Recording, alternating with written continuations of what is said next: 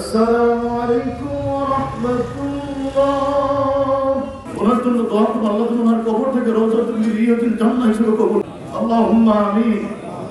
ربنا ظلمنا أنفسنا وإن لم تغفر لنا من الخاسرين.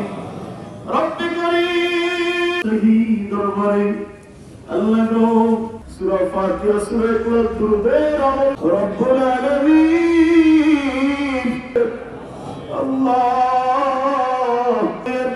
আল্লাহ আপনার হাবিবের রওজার সাথে সম্পর্ক করে দিয়ে আল্লাহ সব গজব থেকে আপনি আল্লাহ সেক্রেটারি মুতাওয়াল্লি আমাকে দুনিয়ায় ইজ্জত লাভ পরকালে সম্মান আলাই রব্বুল আলামিন ওয়াজাল আখিরাত কালামিনা ইনদাল মাউতিনা লা মুহাম্মাদুর রাসূলুল্লাহ সাল্লাল্লাহু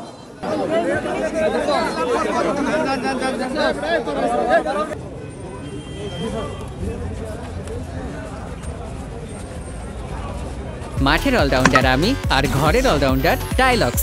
টাইলক্স টয়লেট ক্লিনার, ক্লিন মানেই টাইলক্স। আমার বাবা, আমি ওনার ছেলে, আমার নাম হলো Waqar Ahmed. And first of all আমি আর আমার পরিবার পক্ষ থেকে সবাইকে আমরা হ্যাপি দ্যাট আপনারা সবাই এখানে আসছেন, ওনার জানাজায় অংশগ্রহণ করছেন। উনি Rupganj was very very dear to him, হ্যাঁ না? সো ওই জন্যে আমরা উনি চেয়েছেন যে ওনার প্রথম জানাজাটা যেন এখানে হোক, অ্যান্ড ওই জন্য আমরা এসেছি।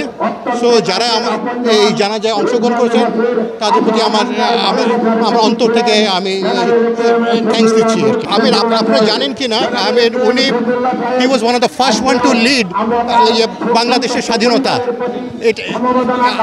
বাংলাদেশের প্রথম বিদ্রোহটা কখন হয়? এটা কিন্তু 26শে মার্চ হয় নাই, এটা 19শে মার্চ হয়েছিল। এটা উনি লিড করেছেন।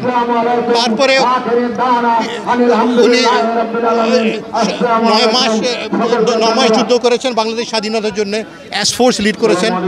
তারপরে উনি বাংলাদেশের প্রথম সেনাপতি ছিলেন।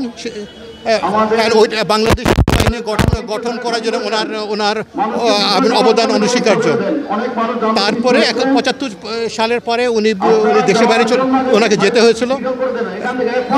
তারপরে উনি ফিরে যখন আসেন 90 সালে, এরপরে যে হি স্টুড ফর ইলেকশন ফ্রম